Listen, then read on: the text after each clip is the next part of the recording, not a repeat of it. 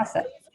Okay, welcome everyone to Summer Research 101. We're going to be talking about how to build a strong application for summer research. And so I know I've had the pleasure of meeting some of you in one-on-one appointments and maybe even doing some class sessions previously, but I haven't met all of you. And so my name is Jacklyn Fischer. I'm the Assistant Director for Health Professions in the Career Center. I work with all of our students in the physical and natural sciences and the 3 health spaces, but I'm also a social scientist by training. I'm pursuing my PhD in educational policy, and so I can speak about that a little bit as well. But I'll hand it off for you for introduction. So I am Deanna Donohoue. I am an associate professor of chemistry and I'm in the environmental studies program, but my role here is really as one of the summer research coordinators and just as the way to talk about the process overall. I don't know, that's all I got. But so today's topic, we're going to talk about, I'm first going to give you a Career Center overview. I know I will never miss an opportunity to talk to you all about the Career Center. And then I will talk about why pursue summer research. We'll be talking about how to get started, how to develop your goals for research, about some of the different summer research programs that exist for you, both here at Lawrence and at other campuses around the country and world. We'll be talking about the elements of developing a strong application. Deanna and I will also be talking about, giving you some insights on what it takes to make a strong application. And then finally having time for questions and answers. And people online via Zoom, you are very much welcome to enter questions in the chat or unmute yourself. And we will repeat the questions for the that we have here today. And by the way, there is someone who has their audio on Zoom, if you wouldn't mind muting yourself so we don't have feedback here. But first of all, so the Career Center, who has been to the Career Center before here in the group? Okay, so that's good. I'm glad you've been there for a visit at least. So the Career Center, we're really here to help you define and achieve your goals for what you want to do and the life you want to have after you leave Lawrence. And so we're available for one-on-one advising. We're available for mock interviewing, for resume reviews, reviews, which we'll talk about in a minute here. We are available for even just getting started on pursuing summer research and where to find opportunities, we walk you through the process of applying. We can talk to you about grad school. Do you have any seniors or juniors in the bunch here? So I know some of you might be thinking about that, so we can help you get started on how to look for programs, how to prepare your personal statements and your statements of purpose for that as well. And so we're really here, we want to meet with you early, and we're not just here for you at the end of your college experience either. But all career communities that we have here. And so does anyone know if they're in a career community? Okay. So career communities, so here at Lawrence, we're a liberal arts college. You do not necessarily have a professional focus right now. But the career community model allows you to explore different very common professional fields that we see Lawrence students going into. So we have a healthcare medical professions career community, a physical and natural sciences career community. We have a government law and international affairs. So different ways for you to explore your interests. And we send out newsletters, biweekly newsletters with opportunities specific to those career communities. We have advisors who kind of specialize in those areas to really be able to provide more support for you as you explore your career interests.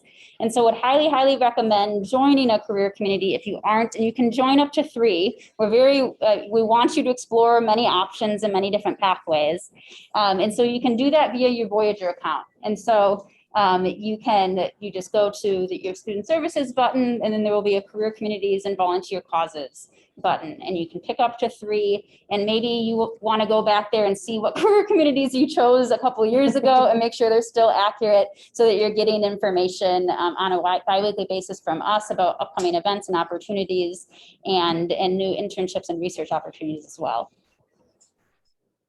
And so I also need to plug our upcoming events that we have. So some of you might realize that this is part of a larger series called Secrets of Career Success. And we have 2 remaining events in this series that I would definitely encourage you all to attend. Next Friday at the same time in the original location of Andrew Commons, we'll be doing, and via Zoom, a session on networking with LinkedIn with one of our fabulous alumni who works in social media and content strategy, who will be walking you through how to use LinkedIn to connect with other people in your field. And then we also have the final event of the series is on October 22nd.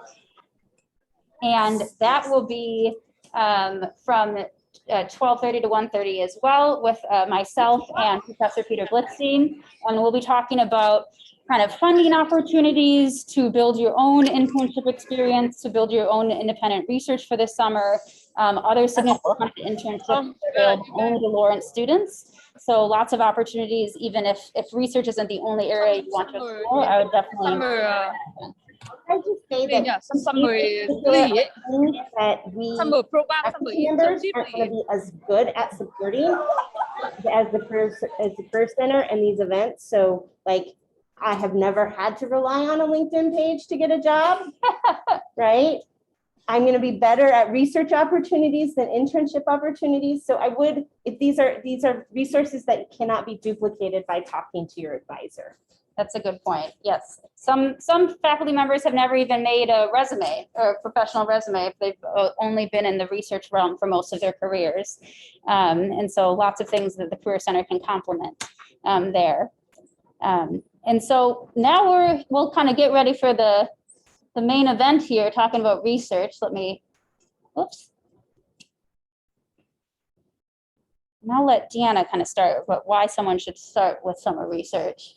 So I think a summer opportunity is just a really great opportunity to like see if you like something, right? See if it's something that you can imagine doing as part of your job or as part of your life.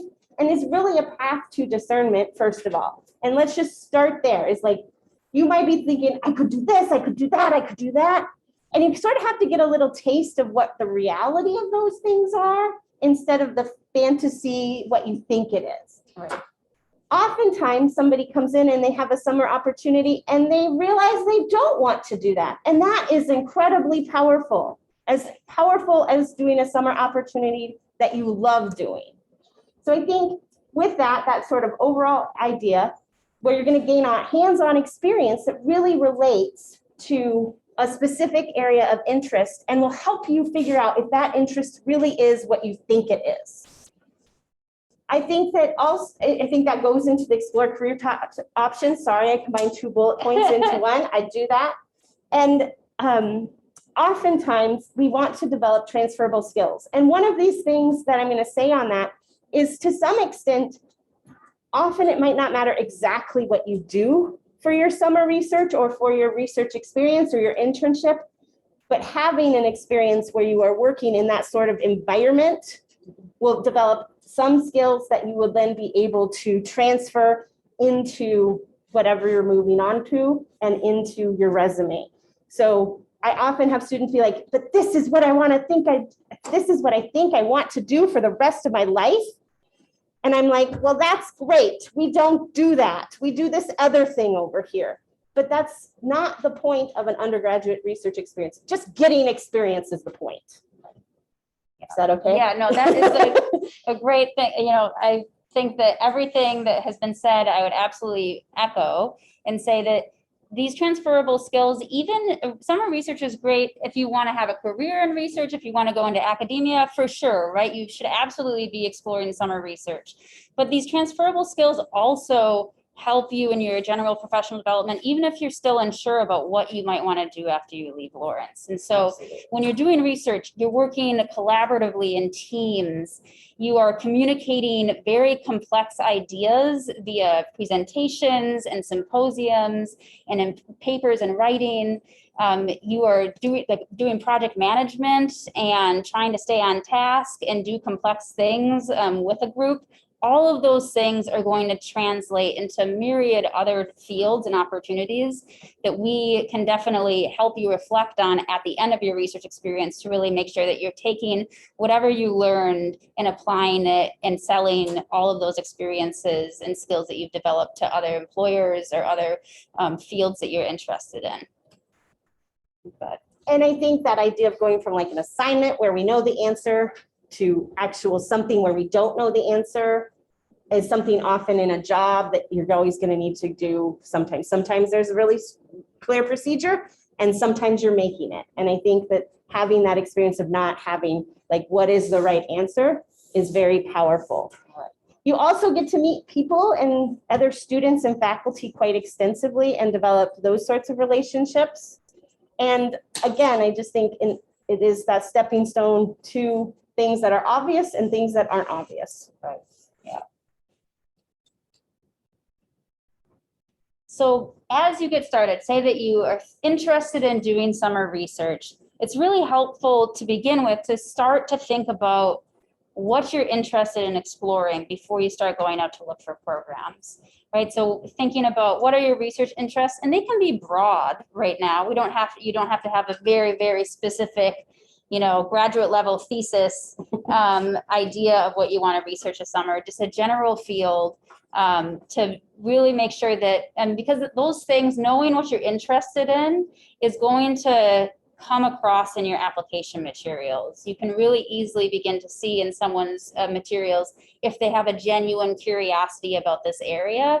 And so you really kind of narrowing in on what area you want to study over the summer is very helpful as you get started. And then it's also helpful to think about what are your learning goals for this summer? Do you want to or goals in general? Do you want to make stronger connections with Lawrence faculty? Do you want to get experience, say you're interested in graduate school and you want to get experience doing research at a huge research university where you might be pursuing graduate study later on? All of those things can kind of help you decide what type of program you're looking for the summer. Do you have anything you want to add to that? I just think the importance of the breadth there is really important, is expand what you think you might be interested in a little bit. Oftentimes, maybe you're really broad and you need to narrow, but more often I find that people come in and they're like, I want to do this one thing. And I'm like, no, we want to do this big thing, right? So maybe we see different sides of people, but it's sort of like this concentration and then you go one step out. Right. Mm-hmm.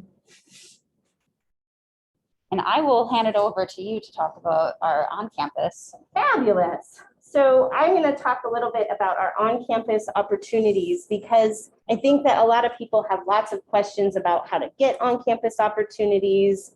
When are the deadlines? How do we know these things? And to some extent right now, I'm not going to be able to answer all of those questions to the detail you want because the answer is I have no idea how many summer positions there will be. Faculty have not applied for them yet. So as we think about this, there are a set of full 10-week term internships that you're going to work with Lawrence faculty. These are research positions that really are aimed at advancing the work of faculty. So these would be their projects that you're helping with. This is really nice because you really are going to make progress in a field in that way. You're going to do something that can be done in 10 weeks that you make some sort of substantial progress. We offer housing and a stipend. Again, I don't know the number for the stipend yet because it hasn't been decided, but that will come out in the winter. But we do cover your expenses and you can live on campus. You have to cook for yourself. And anybody who has been here over the summer, you can talk to them about that. But it is a wonderful program.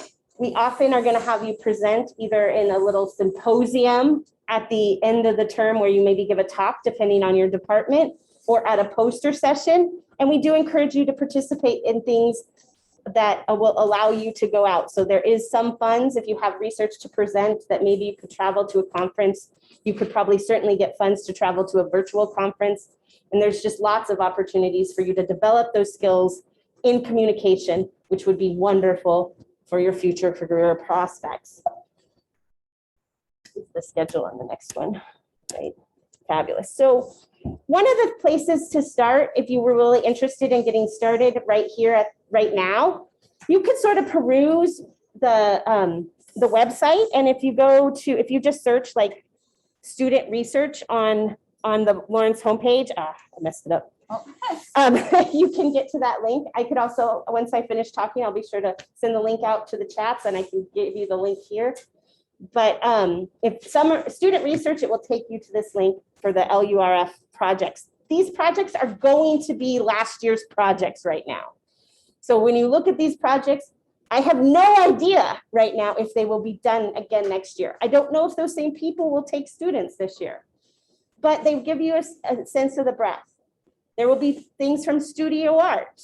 There will be things from the Spanish department. There will be things from the chemistry department, right? It covers all departments across campus. So if you're thinking summer research is only a science thing, that's not true. We do have opportunities throughout the university. You can also kind of look through the departmental websites and kind of see on the homepage for the departments, most of the websites have like fun senior experience projects or fun projects that they have been doing. And you can see the kind of work that different faculty do. And that it can be a really great start to going to a faculty member, even if you don't know them, right? I know that that can be scary. I know that can be intimidating, but that's sort of what we're here for at Lawrence. We're small and we want you to come and talk to us. We don't have any grad students to do this work. So we're really excited when we can get one of you into our offices to talk about our research. So reach out to a professor. If you see that they had a project that you think was really interesting last year, and you see them on the website and you think, wow, that looks really cool. I would like to know more about that. Reach out, ask if they're taking students. They might say, I don't know, because those applications aren't due until November for them. So, but at least they would know you're interested and maybe that would impact whether they take students or not. If you need help thinking about how to talk to a professor or reach out to a professor, I think that Career Services would certainly be happy to help you with that. You could also go to your advisor and ask them to help you with how to do that. I think you could come to me, but I might not be able to do everybody. So I would maybe start with your advisor or Career Services. And if they don't help, come to me. Okay, Career Services will always help. So I just made myself sound helpful when I don't have to be. Can I maybe put you on the spot for a question here? It's just that, you know, if a student wanted to reach out to a professor who they've never worked with before, are there recommendations that you have for what that email should say? Yeah, I think that it would be very appropriate to say, hello, Professor so-and-so. I noticed your research here. I was wondering if we could set up a meeting to talk to you. Maybe you could offer some availability, but it can be really informal. I think I would start with professor, just because everybody has different feelings. I feel strongly, you guys can email me Deanna, but that's just me. And you don't want to create any offense in that initial email. I think tone is really important with that. I think it's important not to imply that the expectation is that they should drop everything and meet with you for this research, right? I think it is an inquiry that you're saying, I'm interested, is it possible? And that is it possible tone is really important to keeping doors open. If it sounds super demanding, I'm sorry to say that can be read very negatively at times. It sounds a little like you're saying, you must do this for me right now. And we have busy schedules just as you have busy schedules. And sometimes that's not possible. Thank you for adding that. So the timeline on this is that sort of in the fall and then the beginning of the winter term is a 100% appropriate time to talk to professors. I think if you want to reach out to a professor you don't know, it would be great to do it in the fall, because as we start moving into the winter term, people start sort of deciding in their head a little bit about who they might take and who they might not take. That is not to say that if you do it in the winter, it's not worth doing. It is absolutely worth doing. I do also think, taking into account that with this, talking to professors, you're basically planting a seed to say, when my application comes in, this is the face that goes with it. This is the interests that go with it, right? So it's just making sure that you make that little bit of effort to show that you can be proactive now, because that's a good sign for professors that you would be proactive in their work. Does that make sense? Is there any questions there? And that's why we ask you to take this difficult step, is that with the summer research program, we need somebody who can come to us and ask a question when they need to. And this initial contact really starts to open up those doors. Good. Then in January is probably when we're going to get the projects, the actual projects which have been funded, up on the website. And again, it might seem a little later than you would like it, but that has to do with us deciding if we can't afford to take, if we are going to take students over the summer, and then also if we can fund them, which is just, there's some paperwork to be done there. So you should expect those to appear in January. Then sort of in late February, applications are due for you guys. It's week 7 of February, and you can apply to multiple people.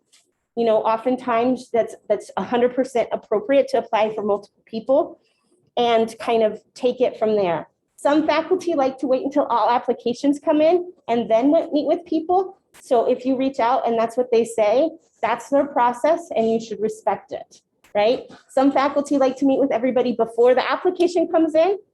What you want to do is reach out in case they do want to meet with you before the application, and also to put a face or a name to your application, and then sort of respect what they think their process is. Okay, did that make sense? I think that it also, I want to encourage sophomores and freshmen to apply, but also recognize that there is somewhat of a hierarchy in that making sure our juniors get experiences before they leave is often a priority. And so apply. There's great experiences if you are a rising sophomore and having a summer experience. But it is competitive, even at Lawrence. And so to some extent, your class will matter a little bit. And I think that was sometimes a little shocking for people. So I did want to make sure that I voiced that here. Is this me too? Yep. So with this, I think just kind of having a sense of what the application entails and also the effort that's appropriate for the application. Okay, so this application asks you to name 2 references. And this naming of 2 references is literally naming 2 references. So you're like, I had that person in art history, and I think they're going to be a great recommender for me. They're going to be able to talk about the skills. So I'd reach out and I would say, I'm applying for an LURF position. May I use your name as a reference? Now, one thing you'll notice here is how I use that word. I will use your name as a reference. In that, you're telling them that they don't have to write a letter for you. There's no letters to write for this position. You're writing their name down so that if somebody wants to hire you and wants to reach out to those people on campus, they can. Okay? That sound good? You can also use staff as references as appropriate. So if you have someone who is really your supervisor in some sort of employment, it might be very appropriate to use them as a reference as well. So I think that the names, there's going to be a research program of interest that you're going to kind of reference. You're going to write down your relevant coursework. You know, some positions will require you to have, I'm a chemist, so I know some need you to have had organic chemistry before you can work with them, just because of safety issues. That's just really where they prefer to start. So go ahead and write down any coursework that you've had that you think is relevant to this position. Okay. If they have something, if they have a question, they could always reach out and ask if you've had calculus or something if they needed to. Goodish? I don't ever say good anymore because I don't believe anybody's good anymore. I think that the previous research and work experience is sometimes daunting for people. They're like, but I don't have any, because that might be your situation. And I think thinking about your coursework that you've done and maybe some of the projects that you have done within that coursework can be very powerful there.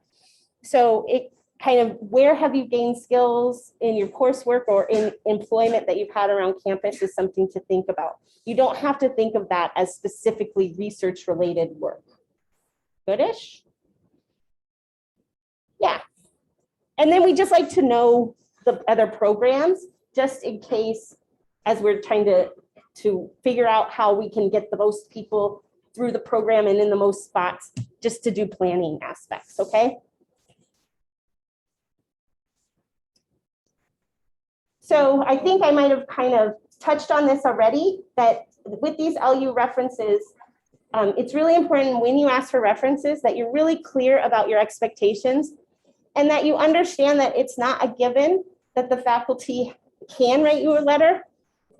There are limitations on everybody's time and space, and we always have many recommendation letters to write. So you need to listen to if they kind of push back a little. You should think about if there's maybe someone else to ask as well. So with these LU references, the 2 references on your application, as I said, you do not need to write a letter, but you should still kind of schedule a conversation or at least an email about what you want them to be able to talk about with respect to you. So if you ask me for a rec letter and I've only had you in chemistry 116, I want to know why you're asking me and not another professor. Why aren't you asking your econ professor? Why aren't you asking your bio professor? And it could be because you're applying for a chemistry position, but it also could be because I did lab with you and you want me to talk about these very specific lab skills. It is 100% appropriate to make suggestions and comments and jolt somebody's memory of, I remember this day and I had this experience with you. And I felt like that showed this aspect of me.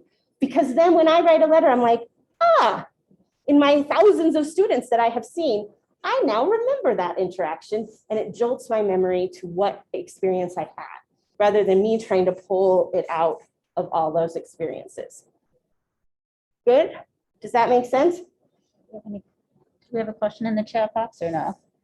No, Maybe not. no. Okay, perfect. So in addition to the LURF program, there's also countless external research opportunities that you might choose to apply to. And you can choose to apply simultaneously, right? You can apply, and you should apply to LU programs and also to off-campus opportunities. And so many research opportunities, they offer research experiences for students from other universities. They're not just experiences for students at their universities. There are programs all over the country that you can apply for.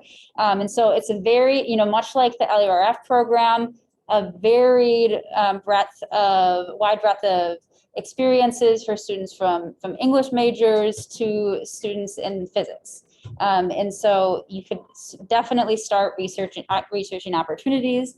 I will also say that there are some really fantastic summer research opportunity programs throughout the country for students who have been from historically underrepresented and excluded backgrounds in particular fields, with some fantastic mentoring opportunities at some of the top graduate programs in the country. And we would absolutely want to help work with you to find those programs and apply if you meet the eligibility criteria.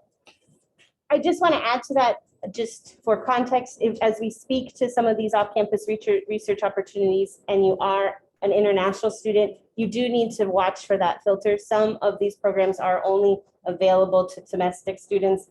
That's just how some of the funding works. So be sure to read there in something we're going to present later. There's a filter you can apply that will let you do that. But if you are an international student, there will be just another check on eligibility that you will have to do. Mm-hmm. Absolutely.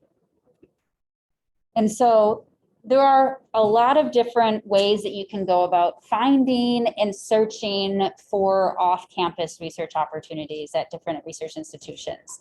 So one of my favorite go-to websites, and I know it's yours too, is pathwaystoscience.org.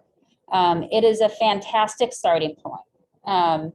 It's a search engine where you can find, lots of REU, research experience for undergraduate programs, summer research opportunities programs, other research programs. And there's just a fantastic search engine that I'll show you just a glimpse of in just a second here, where there's like a basic search function and then an advanced search function where, say that you're an international student, you can click a button to only filter for programs that are open to international students. You can search by grade level, so if you want to look for ones that are open to first year students, you can click that button. You can search by geographic preference, a myriad list of different disciplines that you might want to research in. And it's not just, it says pathways to science. Sometimes we have a thing in our brain that makes us think that science is only the physical and natural sciences. That is not the case in this. You'll see research opportunities in the social science as well, in the arts and humanities. And so a really great starting point there. There's also the National Science Foundation REU website is another helpful one, where you can explore NSF-funded REU opportunities by discipline again. And so these are starting points. And I would say that the next step, once you start to kind of just get a general lay of the land through these websites, I would encourage you to come in and meet with a career center advisor like myself, meet with faculty in your discipline to talk about what other summer research opportunities that are you aware of that are search engines that might be specific to my field, or websites that are specific to my field, to really make sure that you are getting a comprehensive overview of all of the opportunities that are available to you over the summer. I would just say it can be very overwhelming, and this is where the specific and then one step out really comes into play, is that you probably need to be able to say, like, you can come in and talk, but eventually we're going to have to tease out of you, like, what kind of work do you want to do this summer? Like, eventually you're going to have to decide that. So if you need to have a conversation like that, again, I suggest like an advisor or the Career Center is a really appropriate person to do that. If you have like, I want to do this sort of work, what is the resource? Then I would maybe approach a faculty in that field. That's a good point. And so this is just a screenshot of that Pathways to Science website. So you can see there's so many different discipline categories that you can choose from, and the list just keeps on scrolling down. It's a very long list to get through. You can see the level of study, and you can see the switch to advanced search, where you can start to have even more specific search criteria. And so just to highlight, there are so many research opportunities that I can't possibly cover even a short list of them in our time together right now. But I wanted to give you an idea of, what could research look like at other institutions. So this is a summer research program at Mayo, at College of Medicine and Science. They have their summer undergraduate research fellowship that's available. You're working on your own small research project with a research mentor. It's definitely meant, this is a program that's targeted for students who are interested in PhDs or MD PhD programs specifically. And so you'll see that for some of the external summer research opportunities, they might say, we're really looking for people who are interested in exploring the PhD pathway. But just spoke to a representative from this program actually this morning, and can't say enough good things about what these summer experiences can mean for you if you're interested in further kind of pursuing academia. And it's not just, again, like I said, there are research programs in all disciplines. So this is just one example at the University of Michigan of a summer program that's open to students in Asian languages and cultures, classical studies, comparative literature, English, history. So these are, arts and humanities are definitely covered by some of these external research opportunities as well. And so the application process is going to be slightly different for off-campus research opportunities than Lawrence. Lawrence, we really want you to be confident kind of going through the process. We don't require letters of recommendation in the same way, but for off-campus programs, you will have to submit a formal CV, which is kind of the academic research-focused resume. And so you will submit that. You will often have to submit a college transcript because unlike Lawrence, they can't see your grades and an academic background very easily. And so sometimes those will be, they will accept unofficial transcripts, but other times you will have to go through the process of securing official transcripts from Lawrence ahead of time and to submit. There will often be a personal statement or a research statement where you're really talking about your research interests and why you're interested in their program. And then there will be letters of recommendation.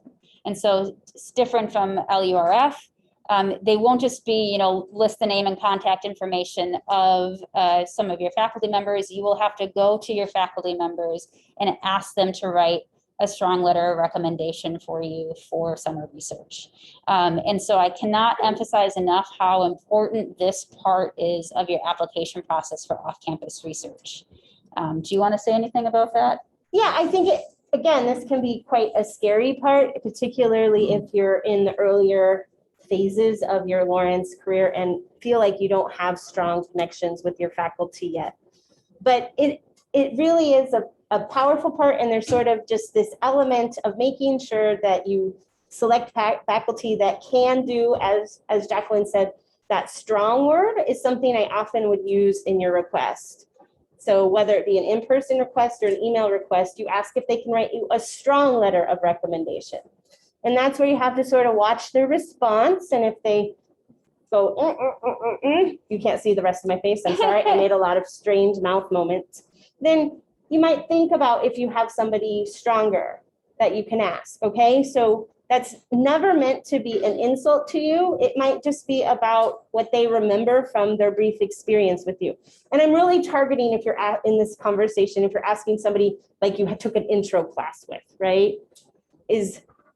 But if they say yes, then what I would say you want to do is you want to follow that up with some very specific information.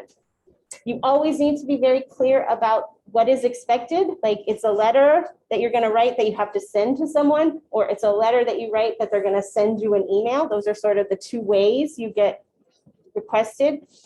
The due date, again, that's really important. We can sometimes crank out letters really quickly, but it adds a lot of stress to our life and it's not always possible. So you really need to think about getting those recommendation letter requests out as soon as you think you're applying for that program. I also encourage you to include anything that you have written for the application to your recommenders. I would like to be able to do what you are doing with your application, to tailor the recommendation letter with your application to target those words that the application asks for, to hit the mission statement of the program.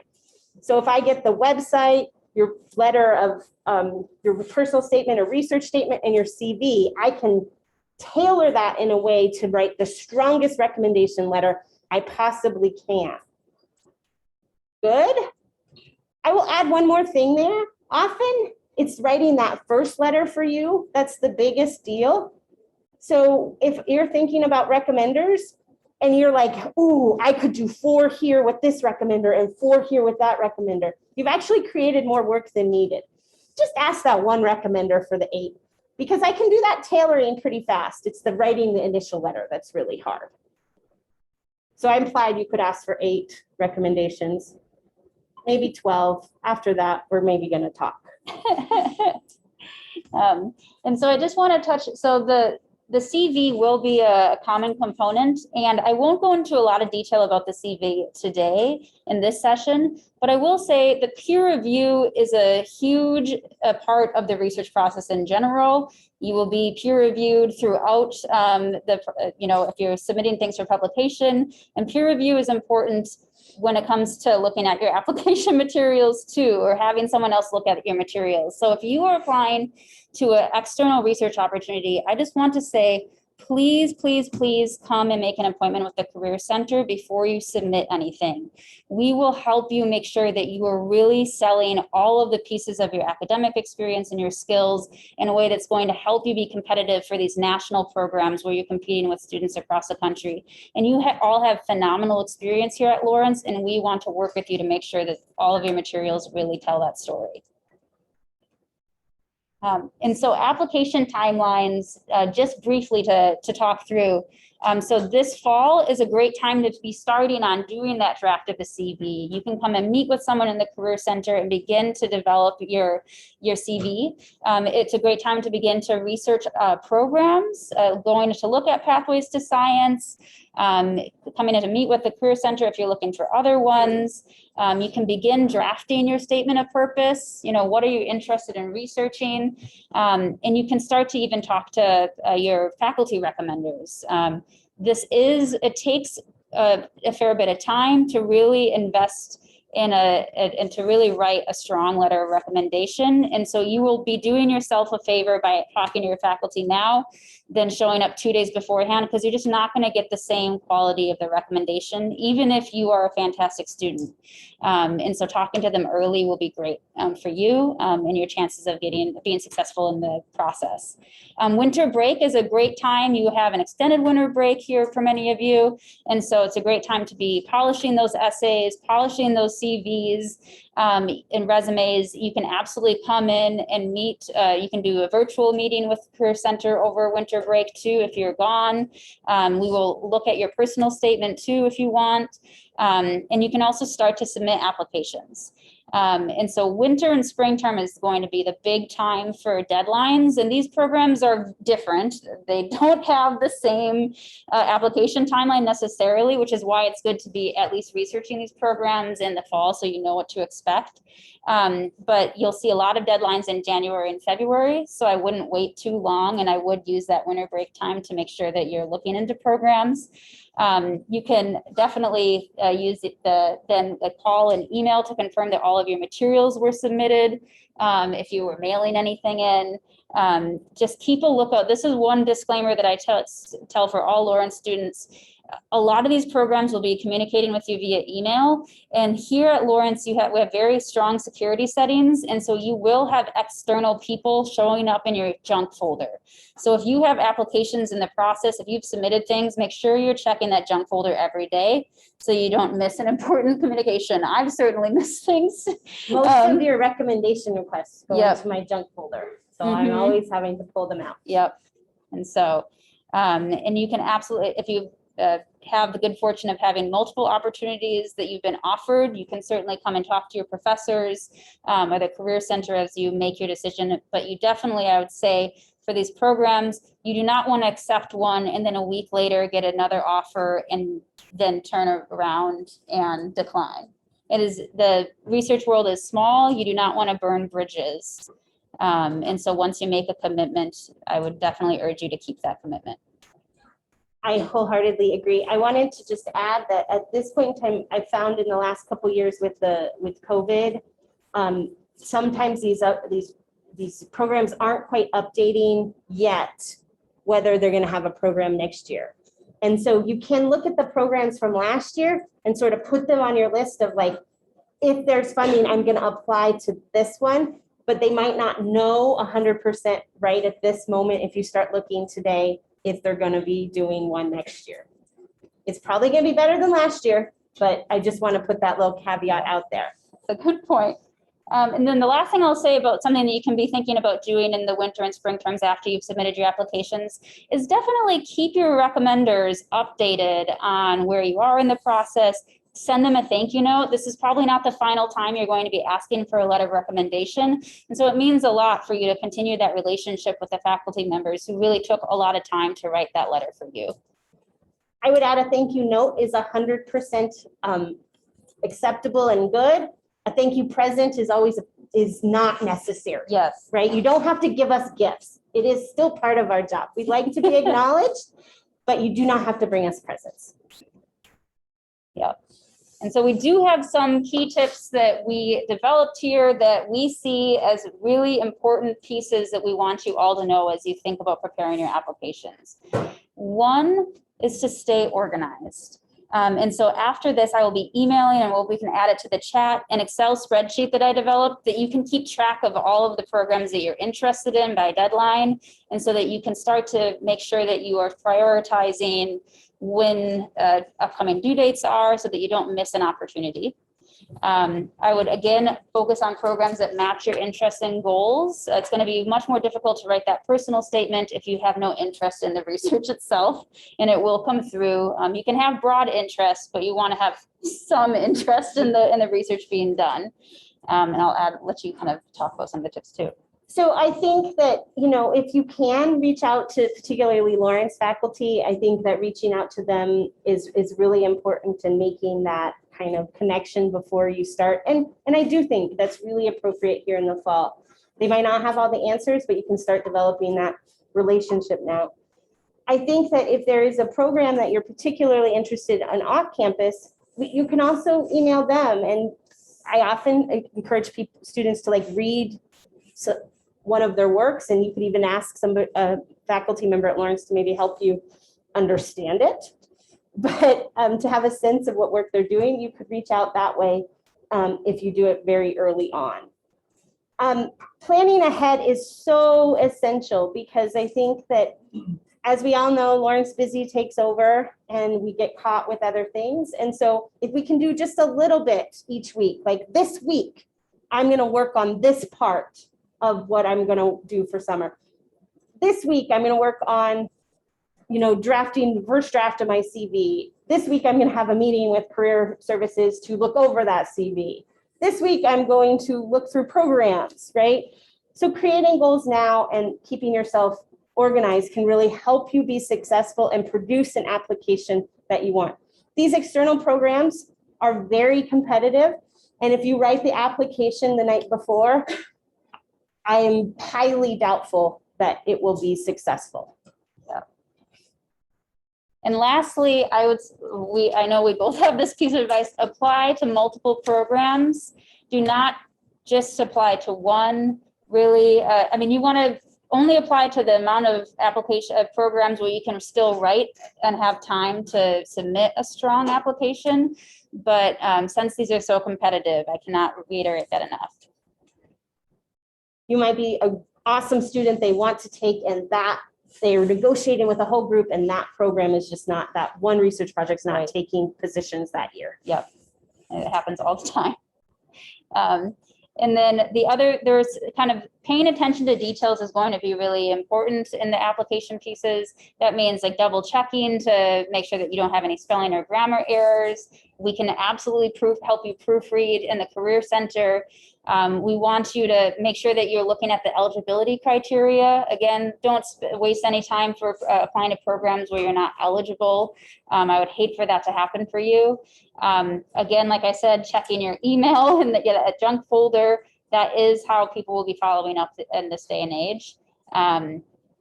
And you know, really working to, I cannot reiterate, please do come into the Career Center to look through your materials.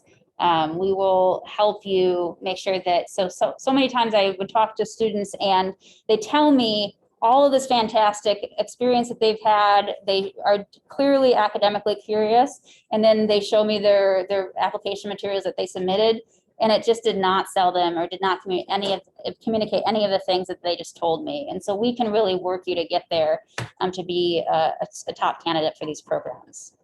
That first point is really important. Oftentimes, if you don't follow the directions, you end up in the trash can. That is the first sort used for most of these. So don't think that, oh, you just did this one thing a little bit wrong. Usually that's just like, oh, that one's wrong. That's an easy way to sort through these hundreds of applications I have. Yep. So if you do it wrong, they won't even look at it. Yeah. And we are ending with just a few minutes. And so we do want to make time for some questions and answers. I have the link here to you. I mean, you registered via Handshake. You can always make an appointment with us at the Career Center via Handshake if you want to have an independent conversation about your own research interests and programs that you might want to apply to. But we will entertain any initial questions at this point. And we're looking at the chat too. So our Zoomers, please do feel free to engage.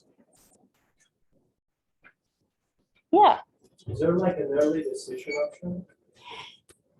I have not seen an early decision Not option for usually. I research. think in some really big name ones there might be, but I would not consider that a primary mode here. For the people on Zoom, the question was if there is an early decision option for applying.